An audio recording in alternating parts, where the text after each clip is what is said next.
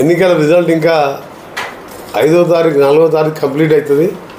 ఆ తర్వాత BRS party అనే పార్టీ అంటే బీఆర్ఎస్ కానీ టీఆర్ఎస్ కానీ వాళ్ళు మార్చుకున్న పేర్లు కానీ మొత్తం కూడా భూస్థాపితం కాబోతున్న సందర్భంలో ఫ్రస్ట్రేషన్లో ఒకవైపు ఇంట్లో ఫ్యామిలీలో వాళ్ళ చెల్లె జైల్లో ఉండడం, అది బెయిల్ రాదని తెలుసా ఆయన, ఆ ఫ్రస్ట్రేషను, పదవి పోయిందని ఫ్రస్ట్రేషను, ఏం పోయిందో కానీ కేటీఆర్ గారు ఒక చదువుకున్న వ్యక్తి, అమెరికాలో చదువుకున్నని చెప్పుకునే వ్యక్తి నిన్న గ్రాడ్యుయేట్ కాన్స్టిట్యున్సీ ఎన్నికల్లో ఆయన మాట్లాడిన మాటలు ఒక ముఖ్యమంత్రి ఎవరో ముఖ్యమంత్రి గారిని పట్టుకొని రేవంత్ రెడ్డి అంత సిగ్గుమాలిన పనికిమాలిన సీఎం దేశంలో ఇంకొకటి లేడంట. అంటే ఎందుకు ఉచితంగా 50 కోట్ల మంది మహిళలు ఇవాళ ఆర్టీసీలో ప్రయాణం చేసడానికి రోజు 15 కోట్ల రూపాయలకు భరించి చేయడం తప్ప 500కి గ్యాస్ సిలిండర్ ఇచ్చి సంవత్సరానికి 3 సిలిండర్ వాడినా అది ఒక 2000 రూపాయలు ఇవాళ ఉచితంగా ఇస్తున్నందుక, నెలకు 1000 రూపాయలు వచ్చే కరెంటు బిల్లుని 0 బిల్లుగా మార్చి సంవత్సరానికి 12,000 ఇవాళ పేద కుటుంబం వాళ్ళందరూ, తెల్లకాడున్న వాళ్ళందరూ కూడా ఉచితంగా 200 కరెంటు ఇస్తున్న సంగతి మీ అందరికీ తెలుసు.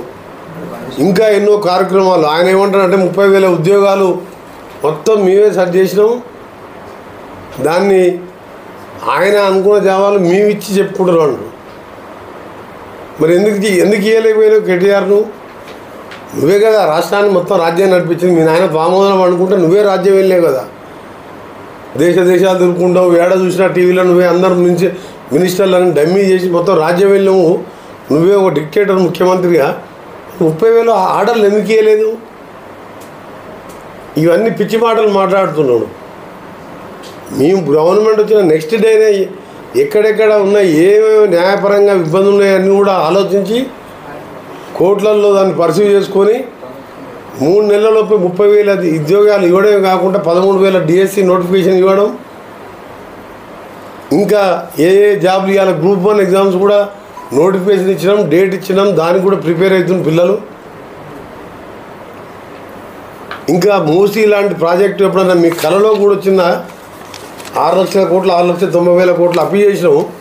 ఇలా హైదరాబాద్, రంగారెడ్డి, నల్గొండ ఒకప్పుడు అది 1,04,000 ఎకరాలకు సాగునీరుతో పాటు సాగునీరు ఇచ్చే ప్రాజెక్టు మూసీ రివర్ అంటే వికారాబాద్లో పుట్టి నేరేడు జిల్లా మండలం నల్గొండ జిల్లాలో కృష్ణాలో కలిసిపోయే తెలంగాణ ఏకైక రివర్ అది. ఆ రివరు కలుషితమైంది. అప్పట్లో జనాభా తక్కువ ఉండి ఏదో నడిచిపోయింది. ఎస్టీపీలు, పాత ఎస్టీపీలతో నిజాం కాలంలో ఇష్టమైనట్టు కట్టిండు, కాంగ్రెస్ గవర్నమెంట్లో కట్టినాం. ఆ తర్వాత ఈయన 6,90,000 కట్టే ఎప్పుడు మూసీ గురించి పట్టించుకోలేదు. ఆ మూసీ మురికి వాటర్ మీద ఒక కేబుల్ బ్రిడ్జ్ కట్టి అంతా హైదరాబాద్ అభివృద్ధి అయిందని చెప్పుకున్నాయన. కానీ ఇలా ఔటర్ రింగ్ రోడ్ నుంచి మొదలుపెట్టుకుంటే పివి నరసింహరావు ఎక్స్ప్రెస్ కానీ ఇంటర్నేషనల్ ఎయిర్పోర్టు 24 నెలల్లో కంప్లీట్ చేసి ప్రపంచ స్థాయి ఎయిర్పోర్టు, మెట్రో రైలు ఆ రోజు మేఘాల మీద వరల్డ్ క్లాస్. మీరు ఏ సిటీకి అంత మంచి మెట్రో ఉండదు. జైపాల్ రెడ్డి గారు అప్పుడు అర్బన్ డెవలప్మెంట్ మినిస్టర్ ఉండడం, కాంగ్రెస్ ప్రభుత్వం ఉండడంతో ఇవాళ హైదరాబాద్ మెట్రోలో లక్షల మంది తిరుగుతున్నారు. ఇవన్నీ దూరంగా కంపెనీలు వచ్చినాయి. నువ్వేం చేసినావు? మూసీ మీద ఒక దుర్గం చెరువు మీద మొత్తం అదంతా డ్రైనేజ్ వాటర్ లేకు కనీసం క్లీన్ చేసి కూడా అలా పంపించాడు. దాని మీద ఒక 150 కోట్లు కేబుల్ కట్టి పరిశ్రమలు తెచ్చినాను. పరిశ్రమలు తెచ్చింది కాంగ్రెస్ పార్టీ.